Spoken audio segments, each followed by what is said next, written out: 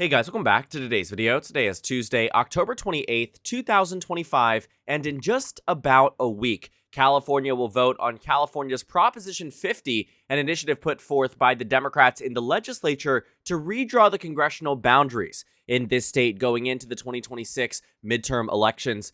Republicans have been adamant for months on end since Gavin Newsom put forth the proposition that they were going to oppose it quite significantly. Kevin McCarthy, who left office after the 24 cycle, came into this redistricting fight on the Democratic side and Republican side and said that he would raise $100 million to oppose the Democratic-led initiative to redraw the maps in California. And he did this very publicly. This was an article released on August 15th, and it seemed as if there was, at least to some degree, a powerful opposition against Proposition 50, especially given that earlier on in the polling data we saw that voters weren't entirely convinced, at least not until we got into the later stages of more education around the proposition, as well as the fact that Democrats launched a full-scale campaign across the state that Republicans evidently could not match. Now, Kevin McCarthy made that promise that he would raise $100 million, but a month later, we saw this being described by Politico as a shrinking campaign against Proposition 50, not just a month and a half later after McCarthy said he would raise $100 million and only came up with just $7 million. 7% of the original goal of his fundraising metrics for Proposition 50, and it really showed that there was not as much enthusiasm and energy against Prop 50 as Republicans would have hoped for. And now we're starting to see Republicans are completely giving up any opportunity here, and it seems as if they are pooling their investments. The No on Prop 50 campaign seemed to be a complete disaster in a state that, yes, voted for Kamala Harris by 20 points in the last election. It was actually a bit naive, I think, that Republicans felt like they would have any standing to go to California voters and ask them to not combat what Republicans are doing in Indiana, Missouri, North Carolina, and Texas, because California voters pay attention to the news. Oftentimes, you'll see that, especially given that those who are interested in voting in a proposition election in an off year after a presidential cycle where their party lost, oftentimes are those who are the most engaged with national news media, the most engaged with what is happening across the United States, and are high propensity voters, and those tend to be the voters that are often more partisan. The Republicans were never going to succeed with Proposition 50, and we maintained that from the beginning. There were all these takes that propositions only started to do worse as you got closer to the election, but Proposition 50 proved otherwise. It showed that the Democratic initiative and rallying behind it with Governor Gavin Newsom, Vice President Kamala Harris, President Barack Obama, huge names coming in to endorse Proposition 50, did make all the difference. And the reason for that is because California is in fact a blue state. I think that the Republicans felt as if they were convincing enough Democrats that gerrymandering at its core was bad, they could convince them to vote against Proposition 50. But the problem is that a lot of Democrats, in acknowledgement that gerrymandering is bad, is the exact reason why they're voting for Proposition 50 in the first place. They saw that Republicans led this initiative. Proposition 50 did not just happen out of nowhere. It happened because Republicans decided to steal seats from Democratic constituents in Texas, Missouri, North Carolina, and a laundry list of other states that look to reset their boundaries ahead of 2026. Potentially Indiana, we'll see if they have the votes there, but in Ohio, certainly going to gain 2 seats there for the GOP. And Republicans are looking to try to redraw Florida as well, alongside many other states, and God forbid, on the Democratic side, that the Voting Rights Act ends up seeing that Section 2, as it pertains to congressional redistricting, ends up being overturned by the United States Supreme Court. And in that event, that will only further enrage voters in California and make it all the more reason as to why they would want to pass an initiative like Prop 50. Now, as Republicans give up, it is pretty much an assured, outcome that if Proposition 50 passes, which it looks like Democrats and Republicans now seemingly expect it to, reminds me a lot of when John McCain's campaign gave up Michigan in the 2008 race and Obama went on to win the state by 17 points. When you give up elections like these, it pretty much nullifies any of the enthusiasm and energy that voters on the ground feel like they might be gaining in the weeks leading up to the election, right? Could you have imagined that in the final stages of the 2016 cycle, the Trump campaign listened to, I think, what a lot of people were saying and said that they were giving up? I think that maybe he would have lost the election. But obviously, when he went full steam ahead into the race, he wasn't going to lose the election.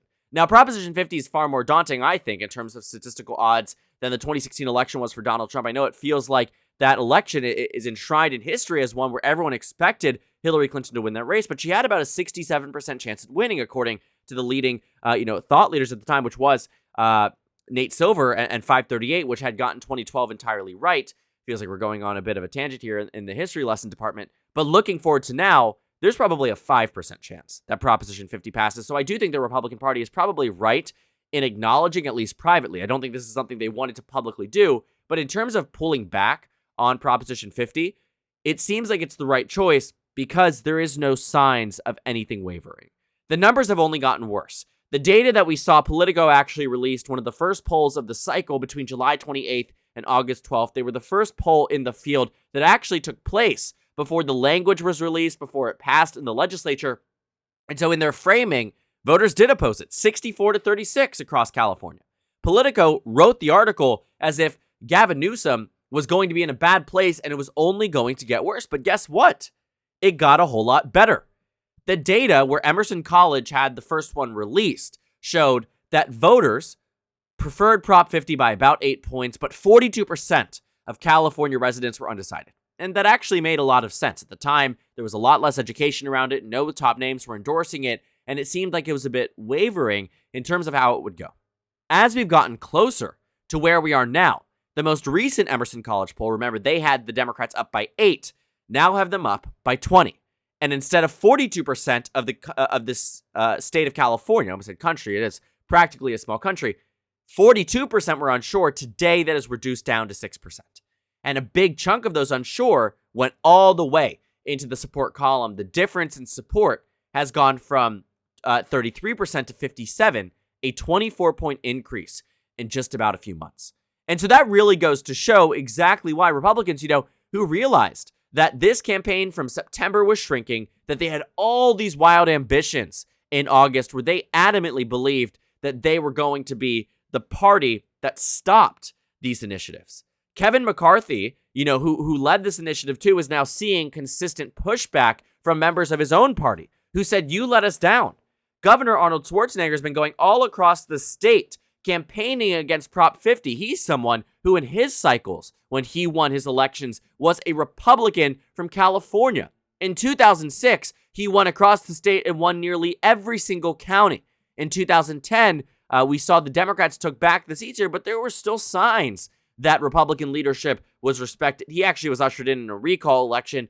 We saw here, Gray Davis was recalled by the voters, and he also did very similarly in that race here, ended up winning 48% of the vote. But in 2006, keep in mind too, this was a Democratic wave year. Democrats were winning the Senate back from the Republicans. They were winning the House back from the Republicans. I mean, the maps here were just so wonky, to be quite honest with you. Wyoming was simultaneously electing a Democrat as governor by a massive amount. So historically, that was Colorado. Wyoming here, historical margin, 70% back then. Crazy thing to think about. But getting back and grounded in the state of California, what is also interesting too is that in the election of 2010, as much as we see the top line here being that Democrats won the race from the Republicans, it was a 13-point margin. But more importantly, relative to this video, what was coinciding with this race was California's Proposition, California's Proposition 20, which essentially was the redistricting initiative that put forth the independent commission that voters now seem to be revoking in favor of a new Democratic drawn map. And so that's really where we'll see that just a huge change in the way that voters take on these cases, right? 61% of voters in California passed the changing of how congressional boundaries were drawn so that politicians would not be able to do it. 15 years later, they've evidently changed their minds. And I think they've changed their minds because Republicans have been walking all over Democrats across the country, and California stands to be the first real state that can push back against it. And as a state that voted for Kamala Harris by 20, as a state that in the 2020 cycle voted for Joe Biden by 29, they have all the reason to feel as if Donald Trump does not represent them, and the actions that he's taking in states like Texas and Missouri and North Carolina are wrong. Because at its core, the Republican Party began this from the beginning. They were the party that decided to add 5 seats in Texas when no other states were considering redraws. Donald Trump called up Governor Abbott and said, I need 5 new seats. The Democrats responded in California. Now, Republicans are continuing. They were going to anyway. Don't ever get lost in the idea that Republicans who have the full authority to change their maps at will were ever going to hold back because Democrats did not move forward with a Prop 50. The only reason why that is ever being considered is because Republicans want to find cover. They use this as an excuse, but mark my words, if we were to find a way into the alternative timeline, Republicans would have drawn every single state possible, even without Proposition 50 on the ballot here. And I think in a way also, Prop 50 is showing that Republicans are going to lose this battle in the blue states where they try to fight it, also benefits the Democrats in other races that they are looking to make similar ploys in. Virginia, we just saw, and we'll talk about it in a video later today, as soon-to-be Governor Abigail Spanberger has announced that she is in support of this new initiative by the Democrats in the state assembly. Or not the state assembly, I'm getting caught up in Maryland's district here, the state House of Delegates and the state Senate. If it fails to, even surmount to a Trump-style margin, meaning the Democrats could end up doing better than Harris did on Prop 50, Virginia voters could very well pass their own version of Prop 50. Because that's what would be necessary for the map to be changed in the state. And if they're giving up in California, where they had a star-studded list of Republicans to go across the state as well. Kevin McCarthy, very well-known name to the Republican base. Donald Trump himself opposing Prop 50. Arnold Schwarzenegger going out across the state as a Republican who won nearly every single county in a Democratic wave year because he was so popular and still is regarded quite well in the state as the former governor. He's someone who has put his reputation on the line only for it to amount to absolutely nothing. Because voters were never going to shoot down Prop 50, and chances are that if Virginia gets to vote on it as well, you could find that Democrats could run a very similar playbook. Just as Obama is out there campaigning with Spanberger and Sherrill in Virginia and New Jersey respectively, he will be right back down into Northern Virginia and across the state campaigning for whatever they put forth to the ballot referendum, assuming the votes get passed today or tomorrow or whenever it is by the time you reach the election. And that is going to be what I think a great example of a more tight and competitive race. But if this really does break down in a week from today, in the same way the 2020 election did, in the same way the 2016 election did, in the same way the 2024 election did, Republicans aren't just cooked in California, they're cooked across the country. And I think that will show that the force of voters against what Republicans are doing nationwide, this will also show too, as 75%, we saw in the most recent survey from CBS News, of the 62% of those who support Prop 50 by a 24-point margin, 4 points more than Kamala Harris's margin, 62% of that 60%, 75%. So you're talking roughly, 45% of the state says that they are voting for Prop 50, not because they want to support Democrats or Hakeem Jeffries or Nancy Pelosi. Their exact wording was that they were voting to oppose Donald Trump. 75% of that 62%, so 45% of the nation's largest state is voting in a ballot referendum in an off year simply to oppose the president of the United States, which shows how deep-rooted this distaste for the second Trump administration is and why voters are so angry and how they are turning it into something tangible, how they are turning it into something that is really driving the Democratic Party in a direction that makes them able to oppose Republicans on a national level through propositions like this in California and in part in states like Virginia. So we will see. As election votes will roll in and they will get tabulated by the ever slow California Secretary of State's office, we will see exactly the margin that ends up happening and why Republicans arguably gave up the election roughly a week ahead of time. Why they decided to pull all of the things that they felt were necessary to pull, ad buys, on-the-ground volunteering, organizing, X, Y, and Z, why they feel that the No on 50 campaign is so unsuccessful, why it's across that board here, we'll see. Because the margin will speak for itself. It'll show us exactly why Republicans have been so quick to pull out of it and why Kevin McCarthy could never follow through on his promises, which is why Republicans, who already had problems with McCarthy's continued involvement in this Proposition 50, as someone who's now turned into a boogeyman for the Democrats by the pure nature of his involvement in a way that Schwarzenegger has not been able to be turned into a boogeyman because he's still popular. McCarthy is not.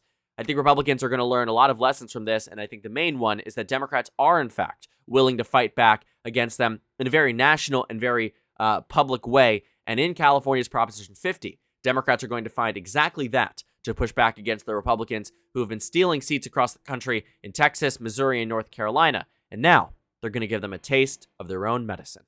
So thank you guys so much for watching this video. Make sure to comment down suggestions below. Subscribe on the left if you haven't already, and check out the Instagram and Twitter. At the bottom left of the screen, there's also a Discord server for you to go ahead and join. On the screen, there's a video for you to watch, and then a playlist for my 2026 House election analysis videos. Again, thank you guys so much for watching, and I will see you all later today.